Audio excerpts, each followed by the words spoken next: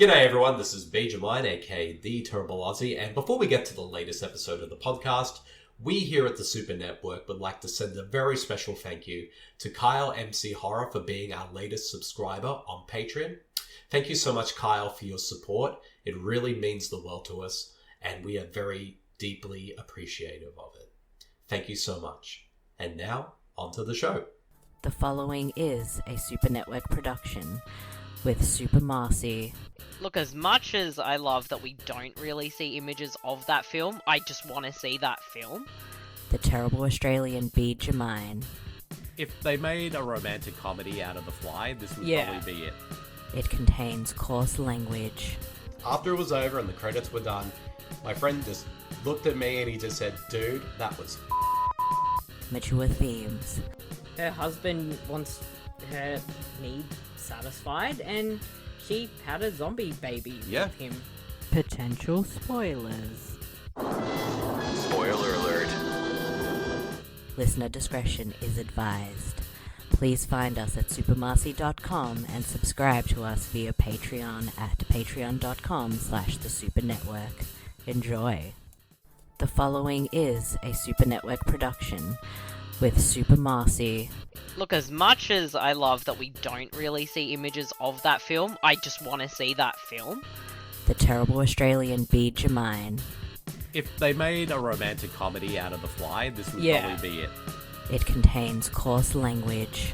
After it was over and the credits were done, my friend just looked at me and he just said, "Dude, that was Mature themes. Her husband wants her need satisfied, and she had a zombie baby with him. Potential spoilers. Spoiler alert. Listener discretion is advised.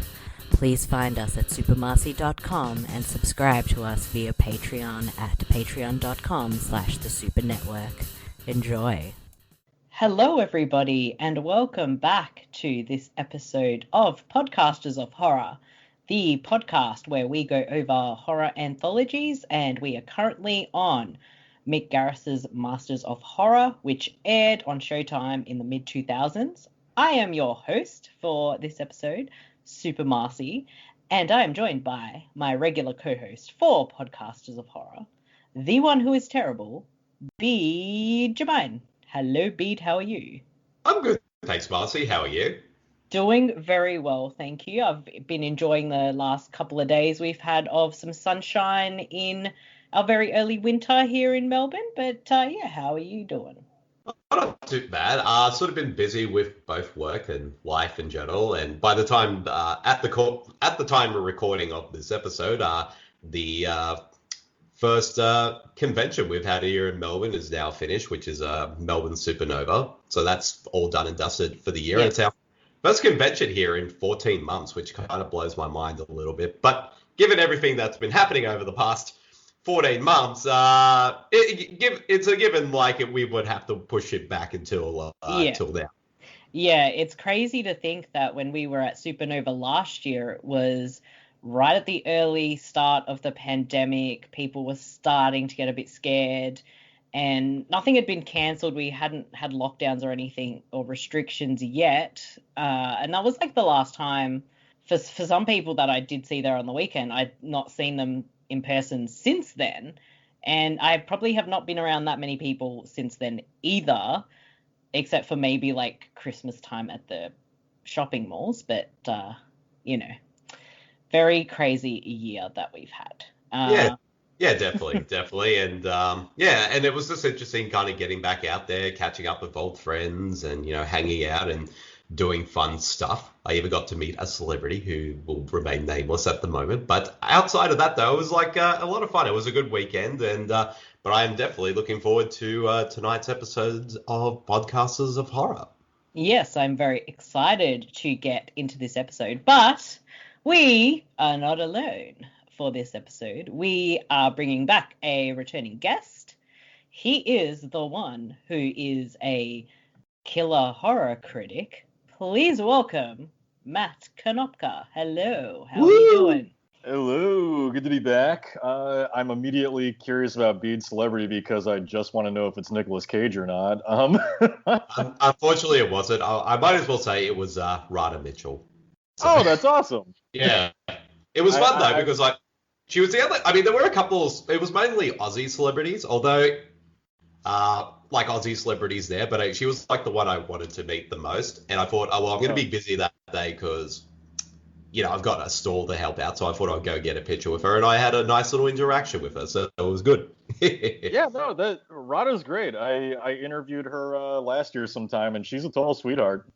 Oh, definitely. And I actually blew her mind because I went in there because, she's been in quite a bit of genre fare, like Silent Hill, The Crazies, Rogue, and even some action films like Olympus Has Fallen and that. So I thought, you know what, I wouldn't have time to go get an autograph or anything with her later. So I'm going to just briefly mention one of her earliest films and see how she reacts. So I went in there, got the photo done, and said, oh, thanks very much. And yeah, just to let you know, I'm a huge fan of the movie Everything Put Together, which is a film that came out in 2000 that she starred in. It was one of her first major roles in Hollywood. And it was actually, I believe it was the directorial debut of Mark Foster, the guy who went on to make, Monsters Ball, Quantum of Solace, World War Z. So, so I mentioned that, and her eyes just beamed when I mentioned that, because she probably has not heard about that film in ages, and she probably is like, oh, I appreciate that you mentioned that movie. So, that was so I basically did that and then had to go out. Although when you look at the photo, it's like, because with the photos you have to you can't sort of put your arm around the celebrity or get too close to them, so that because of COVID safety reasons. Right. So the photo just looks so awkward. There's like a big gap between the two of us. Yeah. I like that your arm is outstretched like you're hugging her, but there's 6 feet in between the two of you. So. Yes. That's what you should have done, is just have the arms there, but be it's social distancing 101, bitches. Exactly. Right. That's why I think when I scan the photo later, I'm just going to just cut a huge chunk of the middle out so it looks like we're a lot more closer than we appear. There you go. Photoshop. But that was a fun weekend. Yeah, it was a lot of fun. So definitely looking forward to see what comes up next. But yeah, so enough about me. Yeah, shut up, Bede. But how things been going for you? Self-feed. Yes. But enough about me. What have things been going on with you, Matt, since you were last on any of our shows? Oh, geez. Man, I don't know. A pandemic. All kinds of. I don't know. I live in the States, and I'll just leave it with, it's been fucking nuts here. So. But me personally, I'm vaccinated now. I go to restaurants outside again, so that's cool, I guess. Yeah, no, I have nothing exciting though. Nothing as exciting as meeting Rada, that's for sure. Awesome. Well, at least you're vaccinated, and that sort of beats out my story in every way. Because everyone should get vaccinated, people, once it becomes available. Just say. Yes, they should. But that's how boring my life is that's the only thing I got. Yeah. Look, I'll be polite. Look, get vaccinated if you really don't want it. That's fine. But if you get really, really sick and stuff, that's your own fault. Exactly. Yeah, that's probably the nicest way you can put it. Yeah, I think so. I mean, you could get vaccinated and still get sick, but it's a very rare instance, so... it is what it is. It's the same thing that we've had with all the other vaccines. We get our yearly flu shots and whatnot. I feel like people hear about the COVID vaccine and they immediately picture Jeffrey Combs in Reanimator with his green syringe, and they're like, "Fuck no, I don't want any of that." I mean, give me some of that. Might be able to animate some life back into me. Yeah, give me some of my soul back, maybe. Yeah. I don't know. I just want to grow. I just want to have superpowers. Is that so much to ask? I mean, yeah. If I could be like the sequel and just be a head flying around with bat wings, it'd be pretty sweet. Nice. We all wish that could happen. Exactly. We do. Exactly. Yeah, it's the dream. But speaking of Jeffrey Combs, he happens to be one of the subjects we're talking about in tonight's episode, right, Marcey? He is indeed, and we're going to just go off topic once again. Because why not? It's not really off topic, but speaking about celebrity encounters. Indeed. A few years ago at one of the conventions we went to, I think it might have been Oz Comic Con. I really hope this leads to a steamy story with Jeffrey. Jeffrey Combs was a guest, and of course, I was like, got to get his autograph and get a photo with him. We got the photo with him together, and when we're in the photo booth, I was talking to him, saying how much I love Reanimator and all his work, and we were holding hands, and I was like, oh my god, I just held hands with him. It's the best thing ever. So unlike Bede with Rada Mitchell, I could still have physical contact with someone because we didn't have COVID then. Exactly. I don't even know what physical contact is anymore. Yeah. But that said, Jeffrey Combs is an absolutely lovely, incredible person. He was just so generous and so genuine with all the fans that day.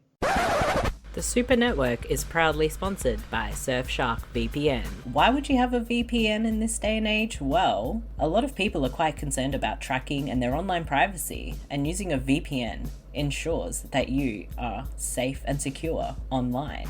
Surfshark VPN provides a lot of extra added layers of security, as well as ad blocker and a kill switch if your information is ever compromised. A great bonus feature with having Surfshark is something is not available on your streaming service in your country. You just pop on that Surfshark VPN and you can probably find so much more streaming in different countries. If you want to find something like Masters of Horror, it is available on Tubi, so just select the correct country and you'll be able to watch such a great and fantastic show.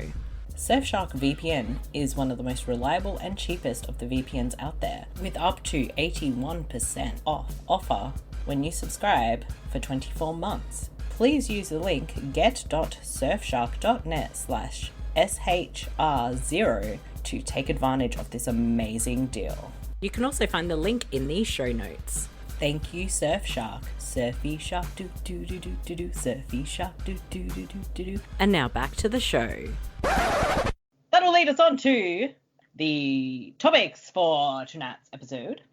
We are at season 2, and this episode covers episodes 10 and 11. We'll get right to episode 10. Bede, I'm going to pick on you. Yes. Would you give us the rundown of what is episode 10, who directed it, who wrote it, who stars in it, and the brief synopsis? Indeed. I can't wait to hear this. Well, the episode 10 of season 2 of Masters of Horror was We All Scream for Ice Cream, which was directed by Tom Holland, who directed both the original versions of Fright Night and Child's Play. Tom Holland has become a bit of a someone's films we've talked about a little bit more recently on the King Zone, because he did The Langoliers and Thinner. Indeed. So we've been talking about Tom Holland a lot on this show recently, we're not talking about Spider-Man. Definitely Although not. that would be way cool. Although I would love Spider-Man Tom Holland to play Tom Holland in a biopic on Tom Holland. Just saying. Yeah. But my brain. but it's the episode was written by David J. Scow, which is based on a short story called I Scream, You Scream, We All Scream for Ice Cream by John Farris. And the plot is, in the 1950s, an ice cream man in clown makeup is accidentally killed during a childhood prank gone wrong. Now, years later, after the kids have grown up, his ghost returns for revenge. And this episode stars... Now, I'm probably going to butcher this guy's last name, so Marcey, you can probably confirm me if I pronounced it all right. Lee Tergesen? Is that... I've said, Lee Tergesen, probably. Yeah, and it also stars Laura Drummond, Colin Cunningham, Quinn Lord, Lyle St. Goddard, and also Williams Forsythe as Buster the Clown. Mhm. And yeah, so that's this episode of Masters of Horror. So, Marcey, what did you think of We All Scream for Ice Cream? I have very mixed feelings on We All Scream for Ice Cream. So I think I did previously see it when the show had just come out. It might have been doubled up with The Black Cat, I think, because I really wanted to see that one. And I don't think I really remembered it too much. There was sort of some things I remembered when I rewatched it in prep for this discussion. I think like the storyline I think is kind of interesting with the clown in the ice cream truck kind of coming back to get revenge on the people who caused his murder. I don't necessarily think the execution was very good. Unfortunately, I thought some of the performances were not great. Like, some were, like, fine. Some were not as good. The dialogue was very odd. I don't know, it just didn't really work. I think kind of the gore, makeup, visuals, I think they're all actually pretty good. I liked the use of that song, you know, I scream, you scream, we all scream for ice cream. I thought that was used, like, fairly well, and it sort of gives you, like, you know, there's a bit of, as we were saying, I think we briefly mentioned it the other day. I think you said it, Bede? Yeah. And I said it reminded me of something, and I literally cannot think of what Finner. I said. I think it was Finner. Oh, yeah, no, I did, because I just watched that for that episode. It had that kind of quirkiness that Thinner has, that, you know, this has. And I think you can see that as well in, like, Fright Night and Child's Play. But I think, yeah, certain tones, I think, felt very similar to Thinner. Funny story, again, Colin Cunningham being in this movie, I did meet and interview him several years ago. Oh, wow. Oh, nice. So someone else. another one. And he was really fun and really nice. And I thought he was mixed in this. I think maybe more over the top towards the end of the episode. His character in general is pretty out awful. there. Yeah. I thought, like, William Forsythe was actually very on point as the clown character, and Lee Tergesen was okay. He's definitely done some better stuff. Just watch the TV show Oz, which I've mentioned probably a million times on any of the Super Network podcasts. Matt, I want to hear your thoughts on the ice cream man wheel ice cream, whatever it's called. I'm getting confused. Yeah, so I mean, right off the bat, I'll just say that I was not screaming for We All Scream for Ice Cream. You know, I remember when I first saw this when it came out during its initial run, and it was I do recall it being a bit of a disappointment for me because I am a big fan of Tom Holland's. I absolutely adore the original Child's Play and the original Fright Night, and I was kind of shocked at just how maybe not so well executed I find this film to be.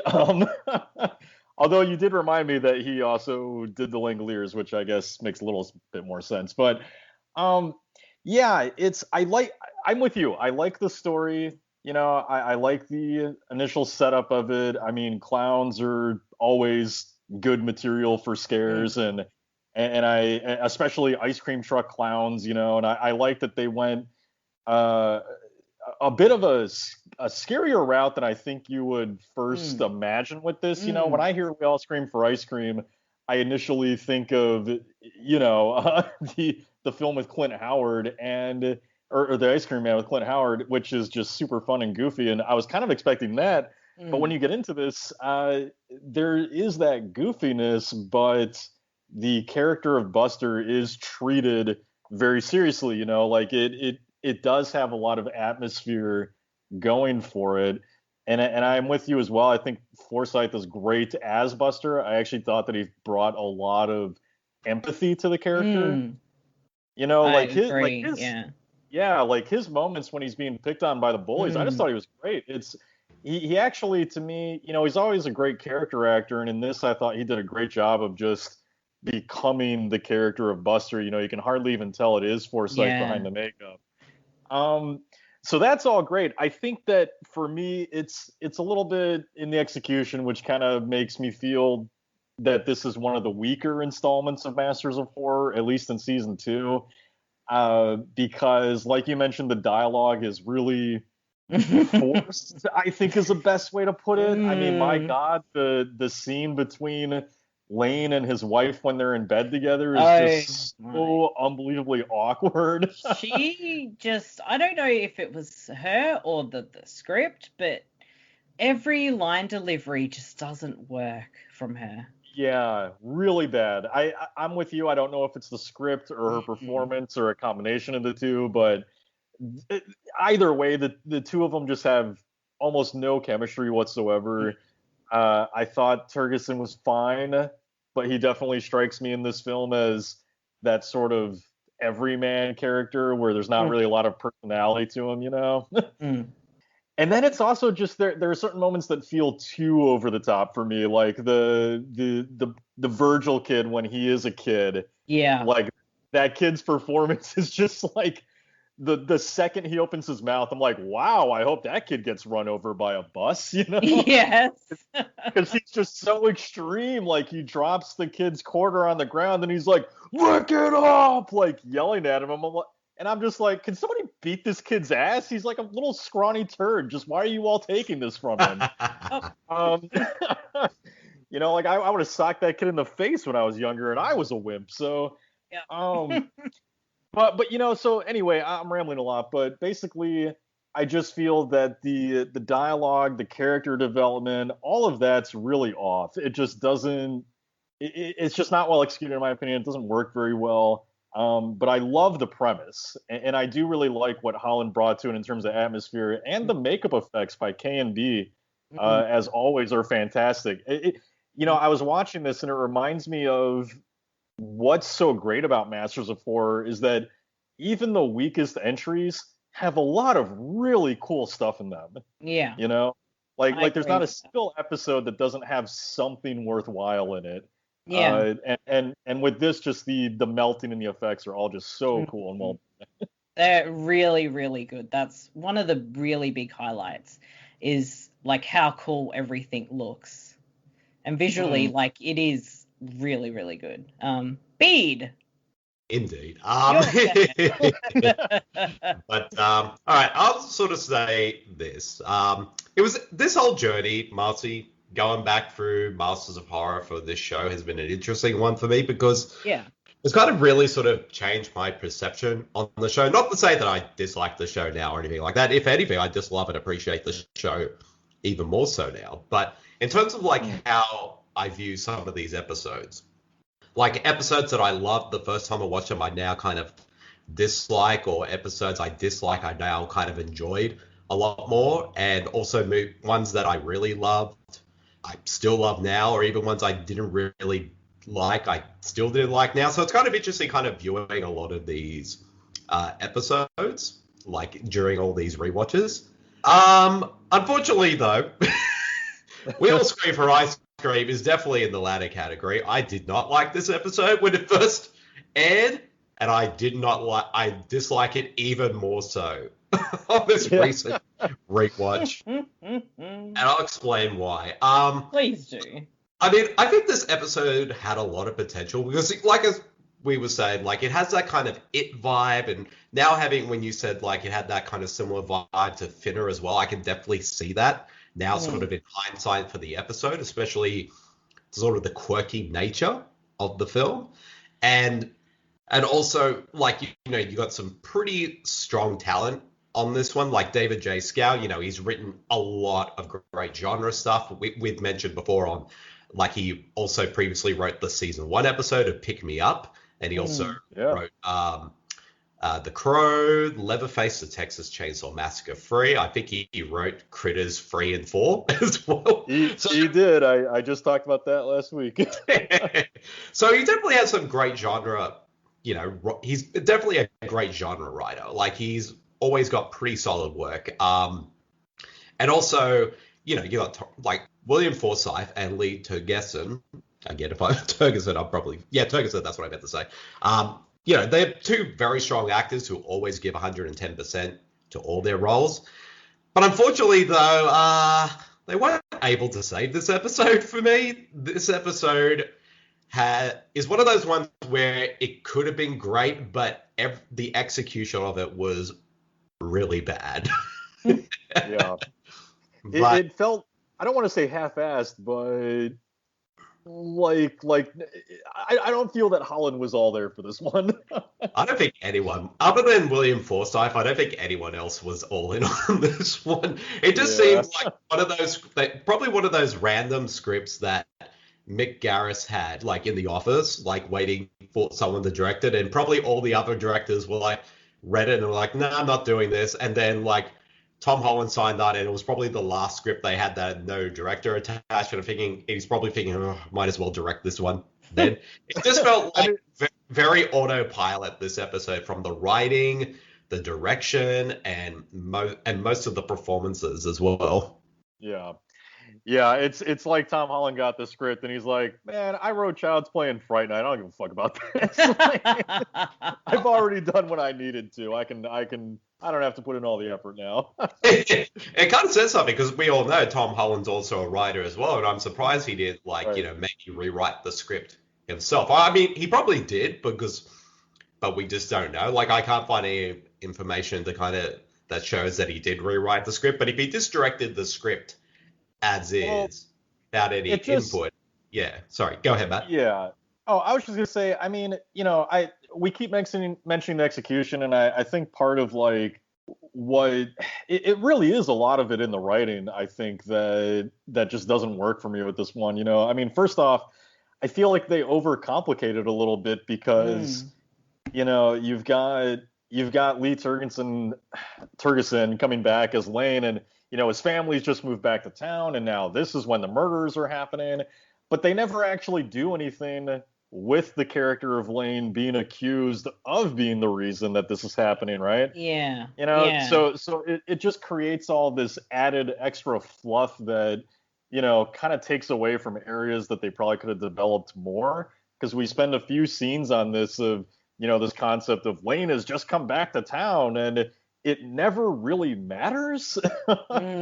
So I think it might have worked better if it had just been, I don't know, some bullshit about, it's 15, 20 years since the anniversary, and that's why he's killing everyone now. And then, I feel like it also hinges maybe a little bit too much on this concept of the ice cream man has to give the ice cream to their children for the children to get to them, because, you start getting the areas of things that are a little bit maybe too coincidental, of like, okay, so all 5 of these kids grew up and have kids that are right around the same age, and even the guy who slept around or raped somebody and now he has a kid too. Like, it all just seems a little bit too much on that, and I would have rather seen Buster just straight up confronting these guys, and finding ways to turn them into ice cream or whatever the hell.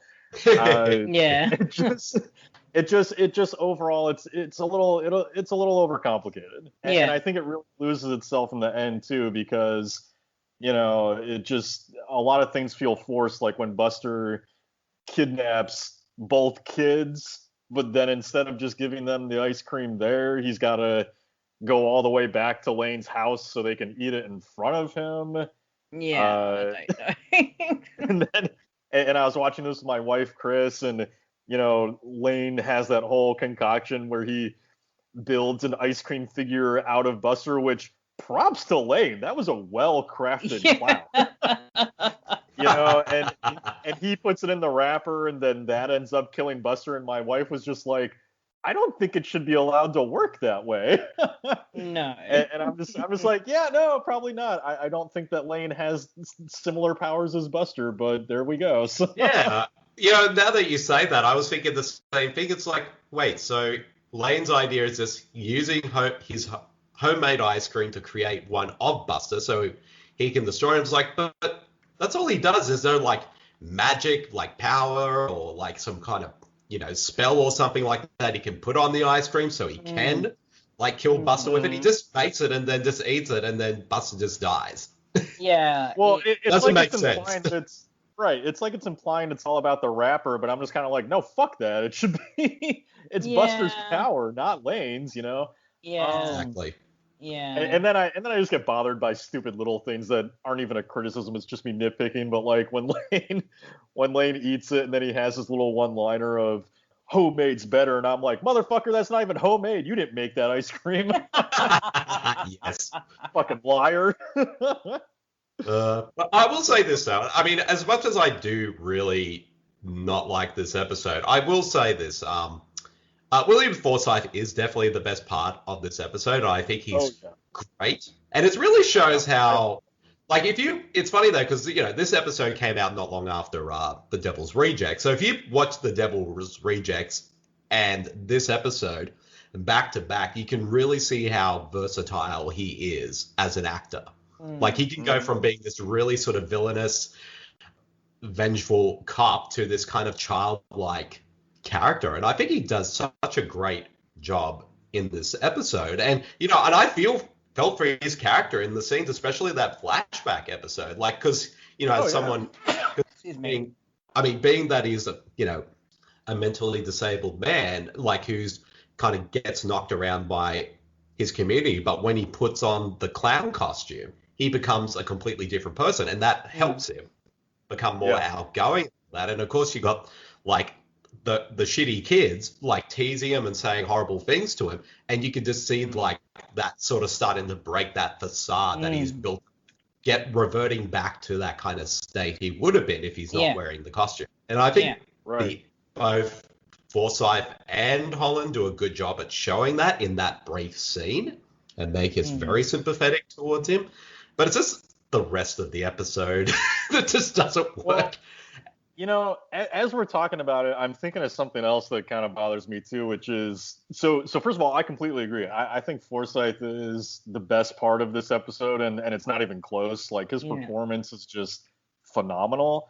And it's one of those too where, like, I wish, I was just thinking about earlier today about how a lot of actors get pigeonholed into certain roles. And, like you mentioned, you watch Devil's Rejects with Forsythe and it's a completely different person, and I wish more people would maybe visit this and see, oh, Forsythe can really do these great emotional, sympathetic characters. But as I'm thinking about it, another thing that bothers me is I realize as I've gotten older, I really don't like stories like this that make the bullies and the people who have done the wrong thing the heroes.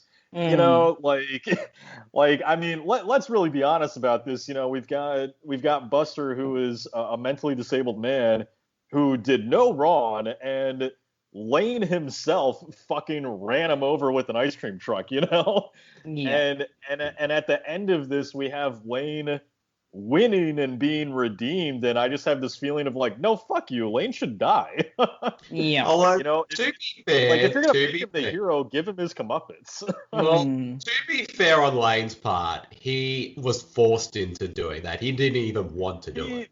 Yeah, he was, but he still did it, And it's just, I don't know. I as a person who grew up bullied, I occasionally have issues with stories like this where it's like, the person who is bullied is made out to be the villain and the bullies are made out to be the heroes. And it works for me as long as the bullies really get what's coming to them. and in this case, I do just feel like Lane maybe should have gotten a little something his way too. Yeah. I think I feel more in like the same way that you do with that, Matt, because like yourself, growing up, I was bullied a lot. And if this was me, like, if you're making me kind of more the villain in this story, fuck off. And the actual scenes, like those flashback scenes where you see Buster with the kids and then the other kid who just is so mean. This kid is even more over the top as of a bully than anything Stephen King has written, and that takes a fucking lot to do. Oh yeah, no, that says a lot. Yeah. So, you know, when he is like tormenting him and sort of getting the other kids to do it as well, it's hard to watch. It's really very emotional. It's so hard to watch. It's very, very difficult to just sit there and be okay with it. Like, I'm sitting there going, I am gonna fucking punch the shit out of that stupid snot-nosed kid. Leave Buster alone. And like you, I'm like, are these kids really, like, there's one of him, there's like 10 of you, and you're letting this one kid, like, do whatever? Like, no. Come on. Right. Fuck It's off. you know, it's just it's just that thing of like I see where you're coming from, Bede, where you say it's not necessarily his fault.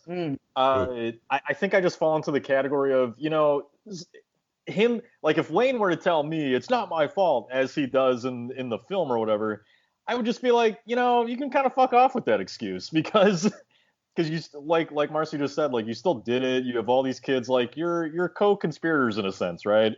You could have told Buster what they were planning. You could have stopped it somehow, but a lot of people give into these things because of fear or whatever.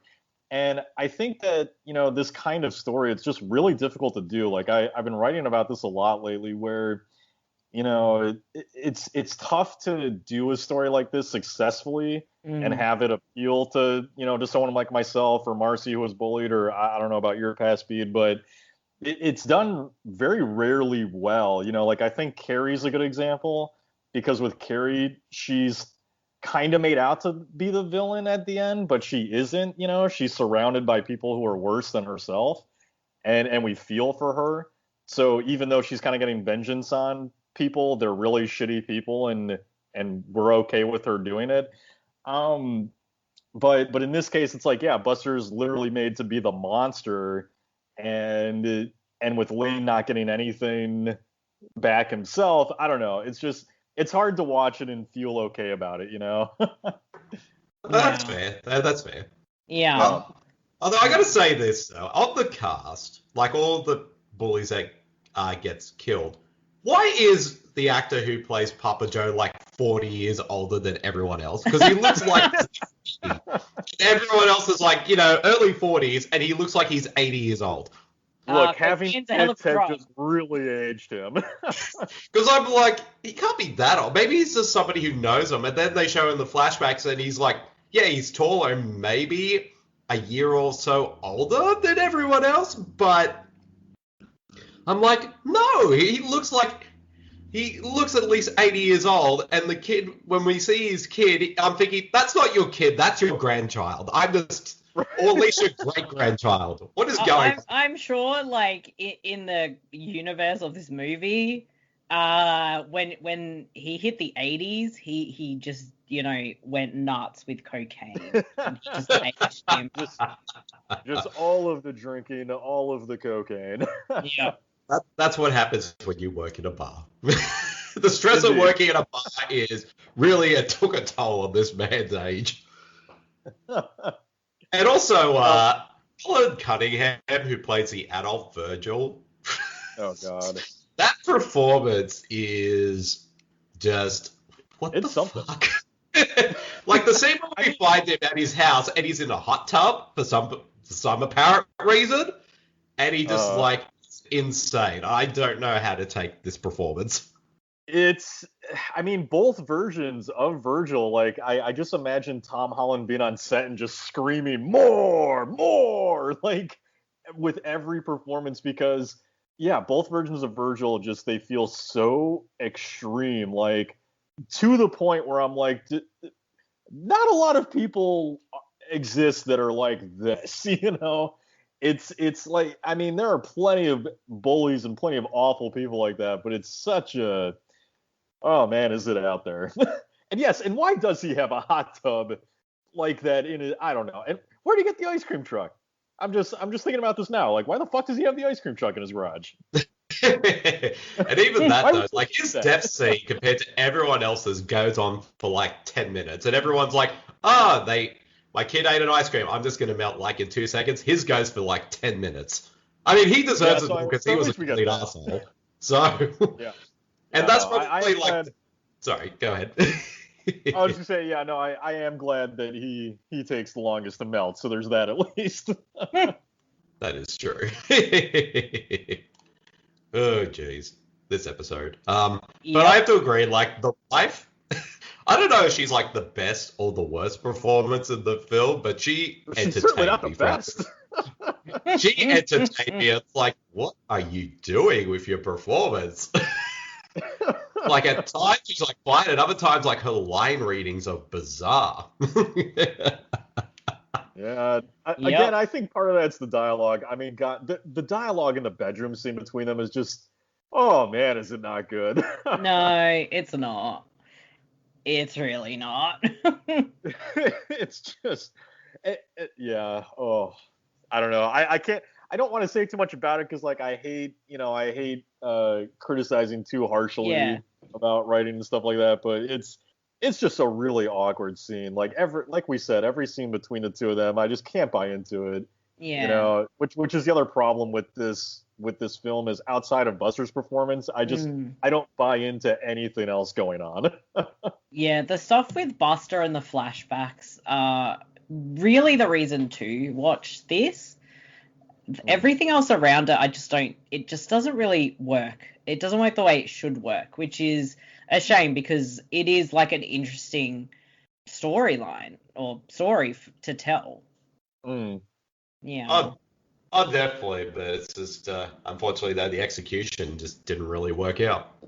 Yeah, I mean it's a tough story. You know, I think part of the problem too is it's like how do you fight? You know, how do you fight this ghost clown roaming around and giving your kids ice cream? Like when it gets to the point where, you know, part of the plot is they have to like kidnap their own children. You know, just I don't know. Like I said, it overcomplicates itself, I think. I think there were ways to do some of this a bit more simpler that would have worked better for an hour-long feature, you know? Yeah, I think so. So, let's do our usual ratings out of 5 for this episode. My rating for this would be 2.5 ice cream trucks out of 5.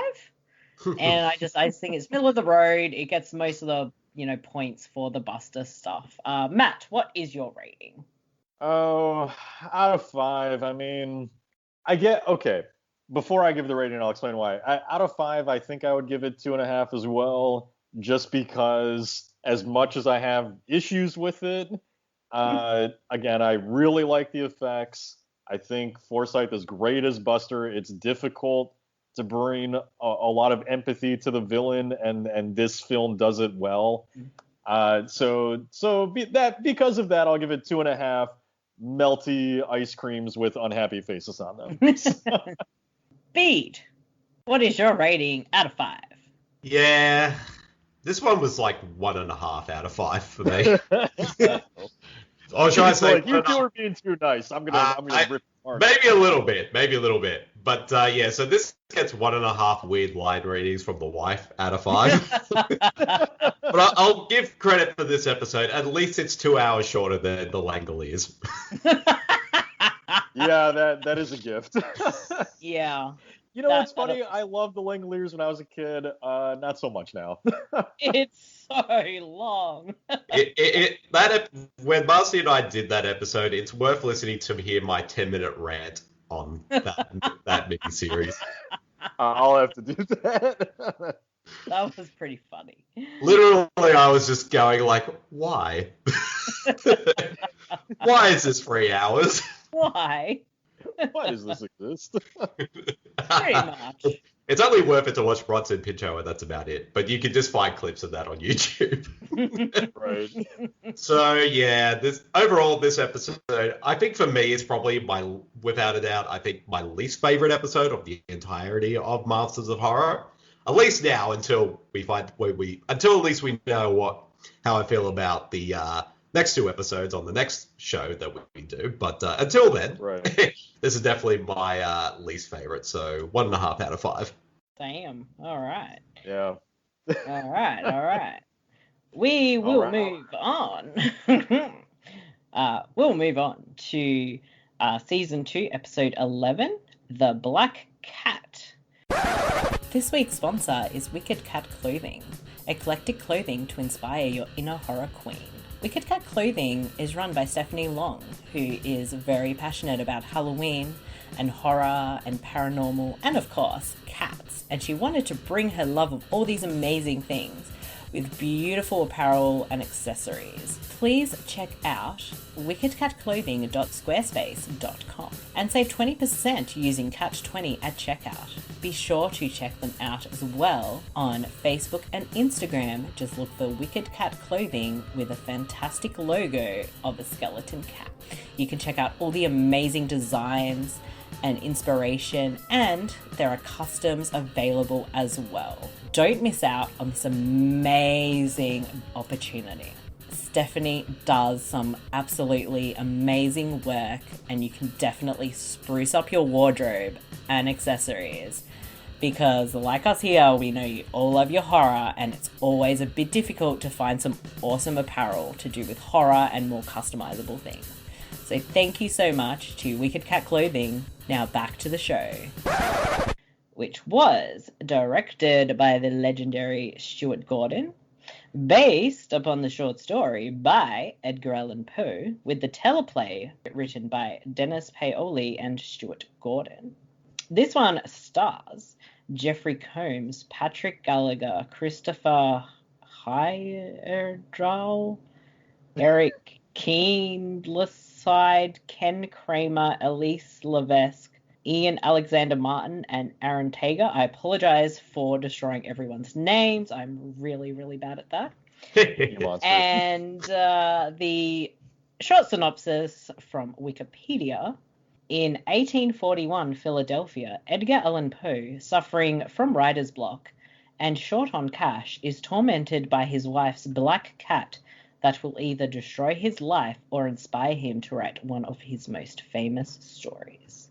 Ooh. So, I'll hand it over to our guest to tell us his thoughts on Edgar Allan Poe's The Ice Cream Man. I mean, Edgar Allan Poe's The Black Cat. I mean, holy shit! Just talk about night and day between what we were just discussing.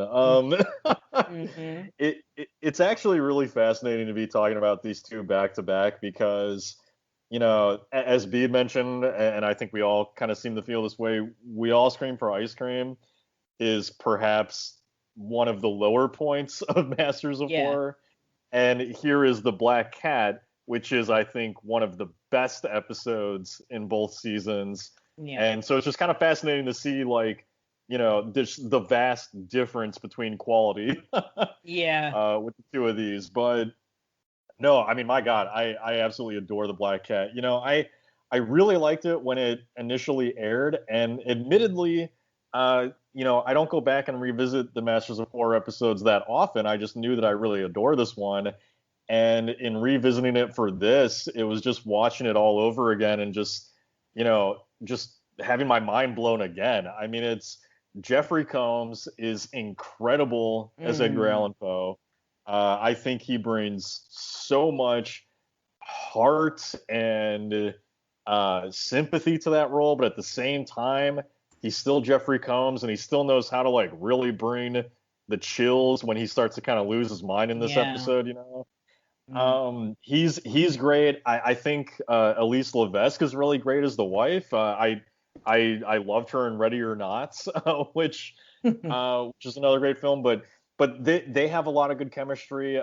There's a, I don't know, just it's a very complex story in a sense, but it's all done really well. You know, again, it's night and day. The execution of this is great. Where it's an emotional, frightening story, and it also kind of shows how, I think it's a great example of what Masters of Horror was too, because, you know, this was a show that was put together for a lot of these big named horror directors to be able to just kind of run free, you know, and do sort of what they wanted.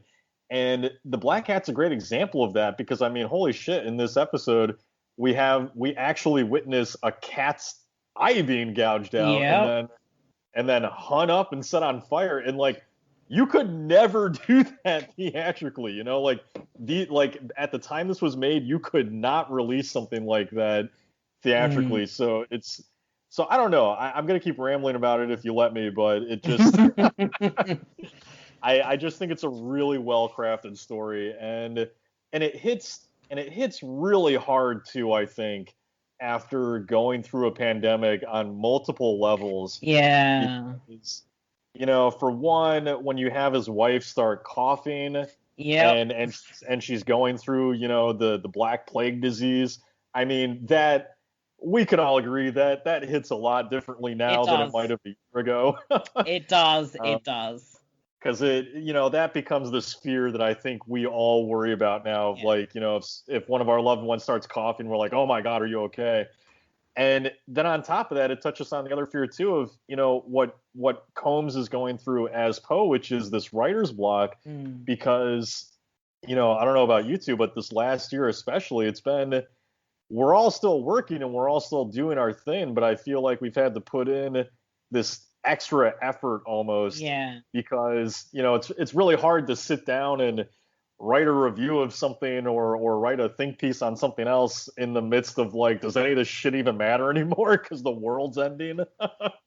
You know, so seeing him go through that and struggle with not being able to write like that's another thing that I think just really hits on another level now. Yeah, it does for sure.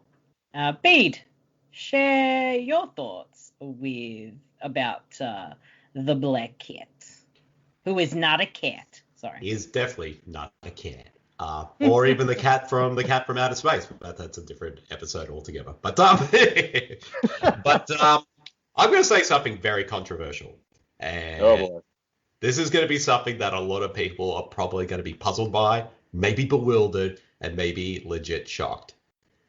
Now, I haven't seen every single Stuart Gordon film. Like, I've seen probably all the main ones, not all, like the smaller, there are occasional little films here and there I still haven't seen. But of all the films that Stuart Gordon has made throughout his career as a director, I think The Black Cat is his best work. Because, you know, oh, go ahead. Because I feel like, I mean, I loved this episode when it first aired. But now having rewatched it again, it was always in my top 5 favorite episodes, but I have to say, I think this is, without a doubt, the best episode of the entire series. Like, I think, for me, what is so brilliant about this episode is, because there's definite, I mean, like we were talking about with We All Scream for Ice Cream, how we felt that it just seemed like Tom Holland was kind of on autopilot throughout that whole episode. This one is a stark difference because it clearly is made by someone who was passionate about this story. And and also it takes an interesting approach to the story as well, because like Gordon could have easily had done a straight up adaptation of The Black Cat. And this is one of Poe's stories that's been adapted a zillion times throughout cinema. Like, I remember like Lucio Fulci did an adaptation of this story. And even though it's not entirely based on it, but the film with the greatest title in the history of horror cinema, Your Vices Are Locked Room and Only I Have the Key, is so based on the story as well. And there's, you know, like this is a story that's been adapted many times. So I guess for like Gordon could easily have done a straight up adaptation, but it kind of seemed to me like he probably has Gordon probably already knew that this story has been adapted, and he was probably thinking, what can I do to take more of a unique approach to this story? So he kind of almost took a Charlie Kaufman kind of approach. Instead of being about the story of the Black Cat, it's like, how did the Black Cat came to be? So it's about, of course, Edgar Allan Poe creating this story. And of course, obviously it's not based on true events and it's taking a lot of artistic license, but that's what I think is so great about this episode, because you never really kind of know, because the episode kind of finds that line between what is real and what isn't. And even now, like I'm sort of watching this episode, like where does reality begin or end? And when does the fantasy begin or end? Like you just never really kind of tell, because this episode does such a good job at showcasing that, and also, and maybe another fact that, Jeffrey Combs is so phenomenal in this episode. And I mean, the fact that he's played Edgar Allan Poe more after this episode, like doing a stage show, and he was going to even play Edgar Allan Poe in a feature film that was announced a few years ago, but it sadly never ended up getting made. And I'll talk about that little movie a little bit later, but because I just wish it was made because it sounded amazing. But but he's phenomenal. But the entire supporting cast is fantastic. I mean, the actress who does play his wife, Elyse. Elyse Levesque. I probably butchered her name, so please forgive me. I think she's great too. And although I think some people will probably be put off by the age difference between both her and Jeffrey Combs, but to be fair, she's the real life Virginia Poe was about 24 when she died, and Edgar Allan Poe died a few years afterwards, and he was 41, and so there was a bit of an age difference between the two of them. So context matters. But I think it's just so beautifully written. It's so brilliantly directed. It has such great atmosphere and a lot of really creepy and chilling moments. And it has a lot of emotional moments as well. And I also love the fact that I wonder, and I'm going to ask both of you guys, do you think that Stuart Gordon wanted to actually make this episode into black and white? Because the way the episode is shot, it is so muted in terms of its visual look that it almost looks like it's black and white. And when color does appear in the episode, it's so bright and vibrant, like the blood and also lights and candles. Like, for me, that's one of the main things I so love about this episode, is just like the attention to detail from the production design, the costumes, and it's just, for me, it's just an all-round brilliant episode. And I think for me, this is Stuart Gordon just firing on all cylinders, and hence why I think it's probably without a doubt his best work as a filmmaker. Right. I mean, I can definitely, I obviously understand why that would be a controversial take, right? Because it's Stuart Gordon, and so everybody automatically thinks, well, Reanimator or From Beyond or some of those works. But I do see where you're coming from, because, I think when we think of a film like Reanimator or From Beyond or a lot of his other works that, he's more famous for, we love those movies because they're so over the top and they're fun and the effects are all great and, they're really goofy and interesting. But I get where you're coming from with The Black Cat being his actual best film, because something that Reanimator doesn't have, or something that From Beyond doesn't have, is the emotional depth of The Black Cat. I mean, this film is so, I don't know if it was just my emotional state where I am after this year or whatever, but revisiting this and sitting down and watching it with my wife, I'm watching this, and you're immediately so pulled into these two characters, and you feel Combs's pain as Poe. You want Virginia Poe to be okay so badly that by the time you get to the end of this episode, and you realize that this has, for the most part, as far as we can tell, been inside his mind. Like, usually I think when we encounter those kinds of endings, a lot of horror fans will throw their arms up in the air and be like, oh, I can't believe this was all a dream, that's bullshit, whatever. But this is that rare case where that happens, and it's such a relief, like you're just, I like, personally, I'm so happy that she is still alive in the end. 'Cause it's like, oh my God, thank God.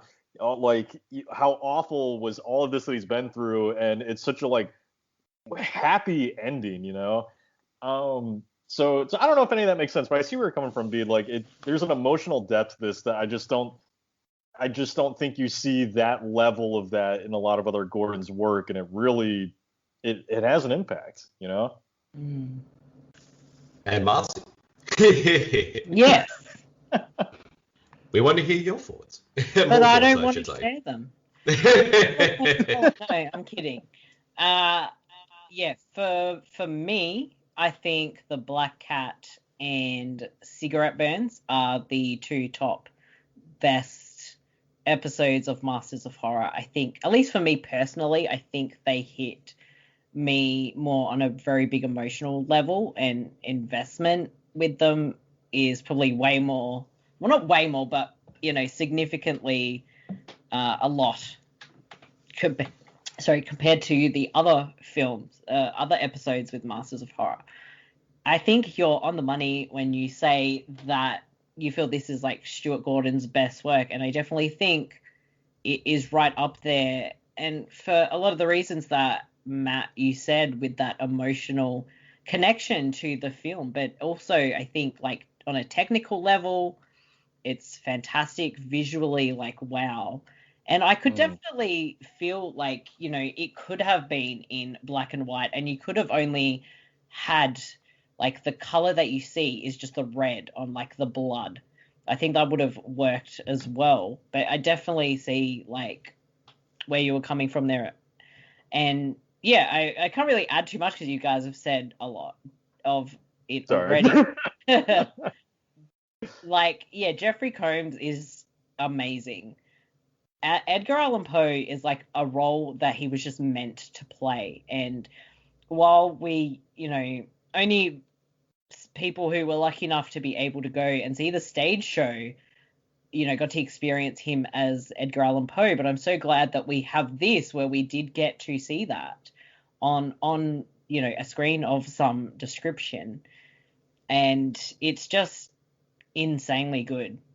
And I think, you know, the rest of the cast are really, really good. Elyse Levesque is really damn good as Virginia as well. And yeah, like what you said, Matt, you definitely really just want to see her be okay. It's like very harsh what you see them go through. And I do like, and you did mention this as well, Bede, that it does take the actual story of the Black Cat of Edgar Allan Poe's, but it tells it in a way like this could be the origin of where he came up with it, where he's kind of struggling. The editor wants more of like his dark stories, not the, you know, poetry stuff. So he's getting off his face at, you know, the pub, whatever it is. And in that complete moment of him being so out of it and drunk, this whole story comes into his head and it like plays out where you think like, is this real? And then when you see him like getting thrown out the pub again, you realize this is all something that he thought up in his mind. It was the story that he needs. So I really, really liked that. I liked how it was framed in such a different and unique way than what we've seen it done previously. But I just think this is a fantastic piece of art. It really is. It's one of the massive highlights of Masters of Horror, and I'm so glad that Stuart Gordon had the opportunity to make this and have so much freedom to do it.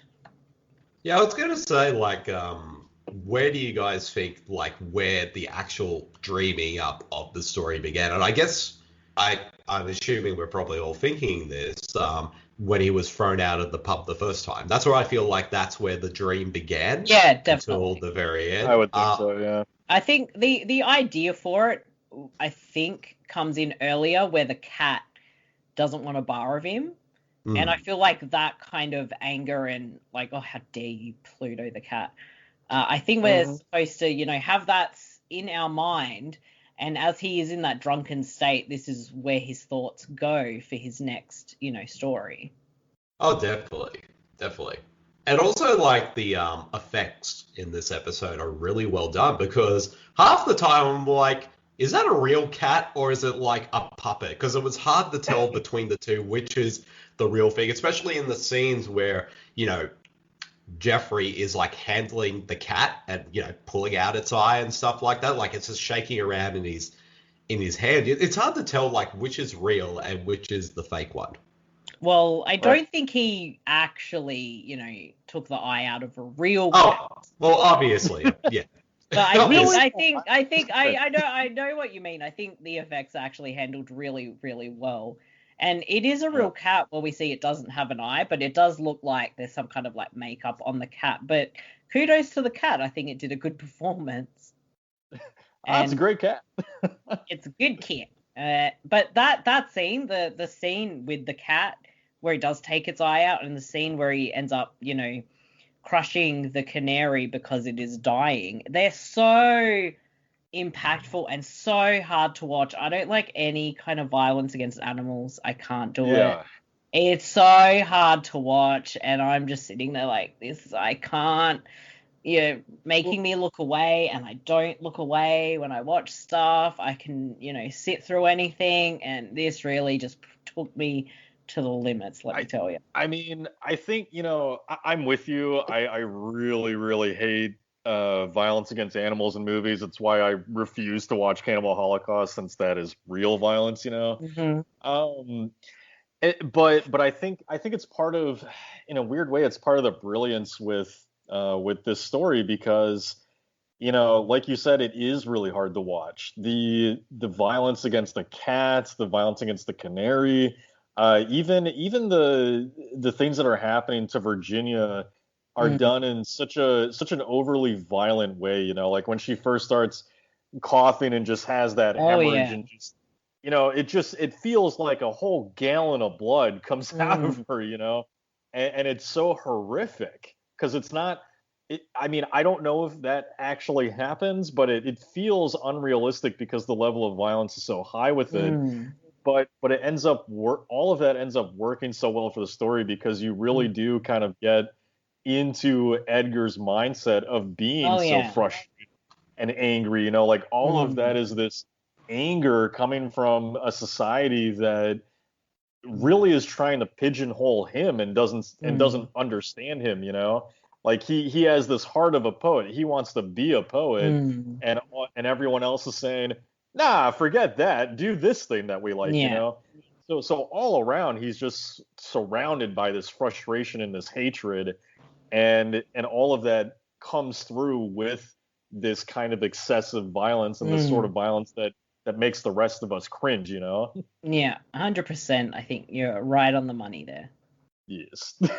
Yeah, boy.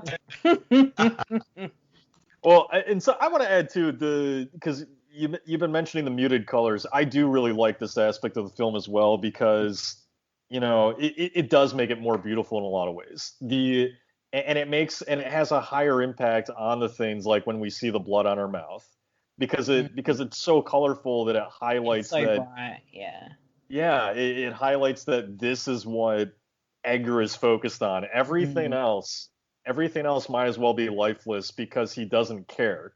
He cares about the fact that his wife is coughing up blood, and so it's almost like it puts such a focus on it where we understand that is the one and only thing on his mind, right?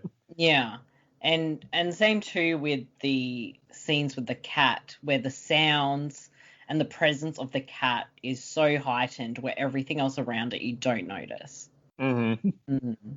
And also like the little homages as well, like the scene where I really love, or the shot I should say, when Poe is leaving the pub the second time, and he's sort of walking down the street, and you see the shadow of the cat following behind him, and it just sort of reminded me a little bit of, the famous scene in Cat People, the original. Oh, 100%. Just, you'd obvious, and him sort of walking down the street and hearing the sound of the cat, and it's just so really well done, and it's just a really beautiful episode. And the episode was shot by John Jofflin, who shot a lot of episodes for the series. And I think he just does such a great job in the way how visually this episode just looks. And it felt to me, it didn't even feel like an episode of a TV show. It felt like an actual film. Yeah, it Agreed, did. yeah. It did, for sure. And yeah, like, this was one that I had previously seen because it was Stuart Gordon, and I pretty much had to see everything that he does. The same with Jeffrey Combs, because of my love of Reanimator, which I'm sad I did not make that commentary, but maybe I'll just do another one down the track. And there's a great scene early on in this film where he makes a wager to get money, and he's like, I can stand on one finger. I'll do it anywhere. And then the bartender guy like points on the ground and he steps on his finger and he's like, well, I didn't say whose finger I could stand on. I love that thing because It's one of the best things it's so I've good. ever seen, and I want to do that to someone so bad. Same here. I saw that. I was like, I'm not a violent person by nature, but I would totally do that to someone if the opportunity ever arose. Please don't smash my finger.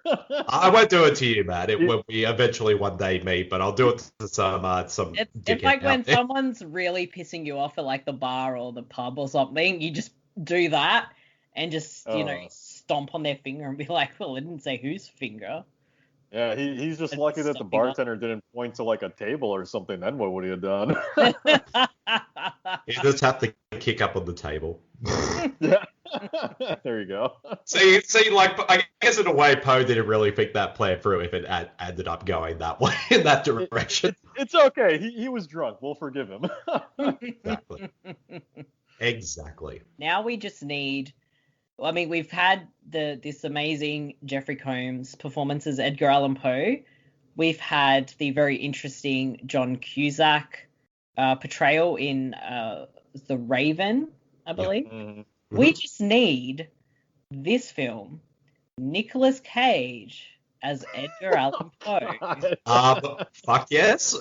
So I mean- what we'd have here is we'd have Jeffrey Combs brilliantly playing Poe, Cusack maybe not as brilliantly, and Cage just the insanity in between. And of course, if you want to get an idea of what that might be like, if you sign up at patreon.com/the Super Network, open to everyone who subscribes to our Patreon from the lowest tier, because we are very generous, you can see Bede as Nicolas Cage, wearing his Nicolas Cage tracksuit, reciting The Raven.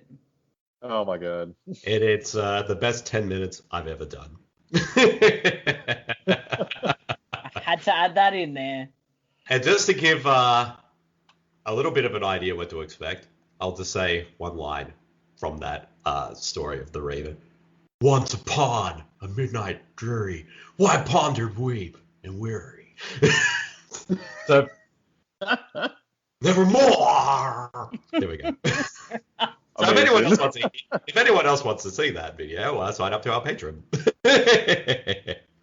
Indeed, please. But did you know, speaking of Poe, did you know Sylvester Stallone wants to make a movie about Edgar Allan Poe? I have heard that. Get out of here. That is his passion project. He's been wanting to make that film for 30 years. Yep. And Yep. even Stanley Kubrick himself read the script and was like, this script is amazing. Wow. Yep. Okay. I have heard this. Is Stallone gonna play Poe? Oh, no. I don't think he ever intended to play Poe, unless he was doing it as a young man. I think at the time, I think the last time he spoke about he wanted, this was like maybe 15 years ago, I think he wanted either Robert Downey Jr. or Viggo Mortensen to play Edgar Allan Poe. Okay. I think, which I could definitely see. But Especially 15 years ago. oh yeah. But What was the other film you were going to mention that didn't get made? Yeah, well, about back in 2014, there was like this movie, like this indie British horror film that was announced, but it never ended up getting made. It was called The Gathering, and Jeffrey Combs was going to reprise his role as Edgar Allan Poe in it, and it had like the best synopsis I have ever read for a horror film. Do you guys want to hear what this movie was about? Yes. Yes, of course. It's the synopsis here, and I'll be reading a lot because just this entire, you'll hear this and you'll be like, why the fuck wasn't this movie ever made? So the Gathering is about on Halloween night, the devil brings together Mary Shelley, H.P. Lovecraft, Bram Stoker, and Edgar Allan Poe in purgatory to tell their best untold stories. The idea being that whoever has the best story of the night gets to leave purgatory forever. That's the framing device of all the anthology stories within this film.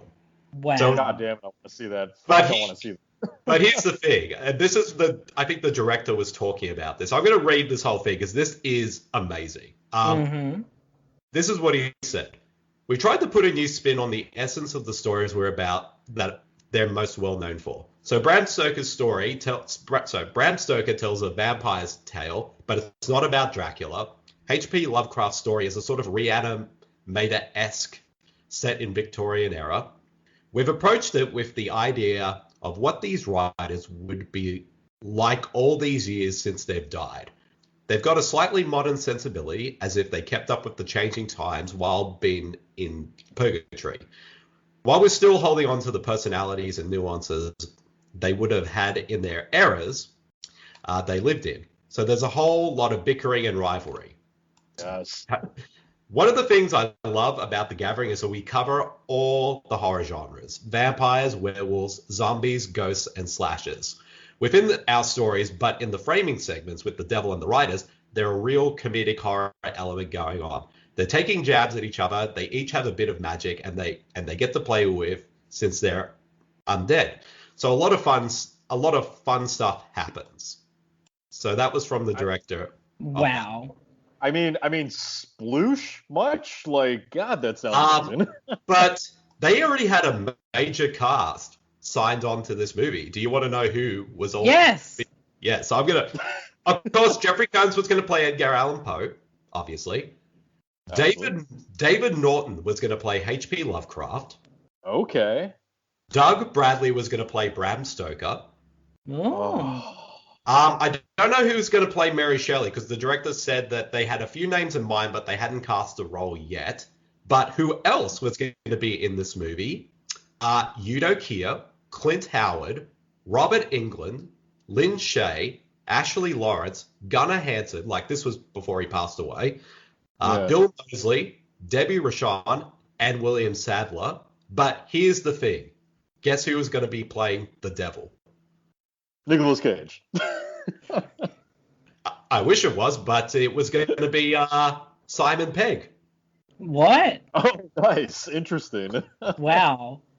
Is there any way we can resurrect this? Because I want this movie resurrected, because like when I first heard of this movie, I was like, that sounds amazing. I need this movie right now. And since all these announcements, this movie has never been made. So well, it hasn't been dead that long, so I guess there's always a chance, right? Yeah, exactly. I hope that someday it gets resurrected in some form. I mean, they'll have to recast most of the movies since most of the actors have now aged up since then. But I mean, but they probably could still use some of these actors and just have them just much older as well. So I think it sounds amazing, and I would love to see Jeffrey Combs back on the screen playing Edgar Allan Poe. I just think it would just be awesome. Mm-hmm. To me, this is like the best this is like one of the best horror films never made. Yeah, for real. That's crazy. Indeed. And go ahead. I'm probably gonna cry a little bit after this. Yeah. Wait, I'm gonna leave this and just cry for a minute that this never happened. Yep. And I think the director's name. I think the director's name was John Keyes. I think that's his name. And he actually spilled all this to Fangoria back in the day. So. Oh, okay. I need to find out who. I mean, the producer. So yes, this movie needs to be made. I'm calling out John Keyes right now. Make this movie, damn it. If I have to fund this movie myself, I will do it. We are channeling you, John Keyes, to just suddenly get the inspiration to finish this movie. Yep. I mean, as much as it would be awesome to have Simon Pegg in this movie, Nicolas Cage needs to play the devil. That's my only mandate for this movie now. He'd be perfect. Exactly. But yeah, that's all I have to say about The Gathering. Yes, and with that, we will give our ratings for The Black Cat. So, Matt, what is your rating out of 5? 5 cats. You don't even have to finish that. 5 cats. 5 cats out of 5 cats. All right. Bede. 5 cats. I'm giving it 5 coughing up a ton of blood out of 5. All right. I am giving this 5 cats pulled out eyeballs out of 5. Wow, this is my first where all of us, like if you and me, Marcey, and who else is on the episode, have given like the same score all around. Like at least the same high score anyway. Maybe. Yeah, I just personally, I can't think of a single worthwhile criticism for it, It's pretty much perfect. It is. It's perfection. Absolute perfection. That's why it has the 5 stars. Exactly. And with that, I believe that wraps up this installment of Podcasters of Horror. Woo! Thank you all very much for joining me and joining us on the show. As we normally do when we finish up an episode, we will run down where you can find all our stuff. So I'll go first. You can find us at our base of operations at supermarcey.com. That's supermarcey.com. You can find us on the Facebooks at facebook.com/thesupernetwork. And you can join our community on the Facebook group at facebook.com/groups/the supernetwork group. You can follow us on the Twitters at twitter.com/sm_supernetwork. You can follow me on the Twitters at twitter.com/supermarcey. You can also follow us on the Instagrams at the.super.network. We are on TikTok at the Super Network. And of course, you can subscribe to our Patreon at patreon.com/the Super Network. And there's one more thing that I forgot about. Wait, two more things. You can find us on YouTube if you look up the Super Network YouTube channel, where it is home to full episodes of Podcasters of Horror, as well as all episodes being available on all top podcasting platforms such as Spotify, Apple Podcasts, Deezer, Stitcher, Google Podcasts.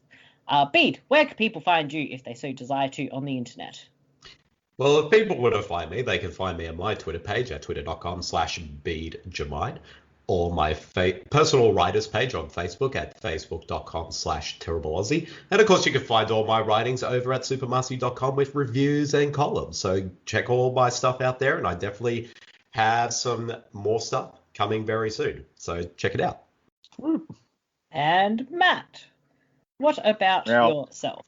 So you can follow me on the Twitters at Killer Critic. So you can also find my reviews and columns at killerhorrorcritic.com. If you would like to listen to my wife and I get drunk and argue about horror movies, you can find us on the Killer Horror Critic podcast on iTunes and everywhere else you get your podcasts at. That's basically all we do is we just kind of, we have a theme for every month. So like this month is space horror. And we pick a few films, do one for each episode, and try to critique them and get into the meaning of them while also getting a little bit plastered. And that's about it. Otherwise, you can mostly just find me on Twitter, wasting my life there. That's where we all are wasting our lives, on the Twitters. Yep. And with that, thank you very much for listening, everybody. We appreciate it. Thank you for your support and making this a very special, podcast show. We absolutely love doing Podcasters of Horror. And on the next episode of Podcasters of Horror, we'll be covering the final 2 episodes of Masters of Horror with the Washingtonians and Dream Cruise. And from there, we will be venturing off into Fear Itself's only season, which is like the unofficial, 3rd season of Masters of Horror, as well as some horror anthology films. And we will also, after that, be looking into some other horror anthology TV shows. So stay tuned for all that. So until next time, I've been Super. Matt has been a Killer Horror Critic. And Bede has probably been channeling a little bit of Nicolas Cage too much. Sorry, Marcey, I didn't mean to channel so much Nicolas Cage right then. Spit take, sorry. Thanks, Bedeless Cage. All right. Until next time. Catch you later, everybody. Bye-bye. See you, everybody. Bye-bye. Bye.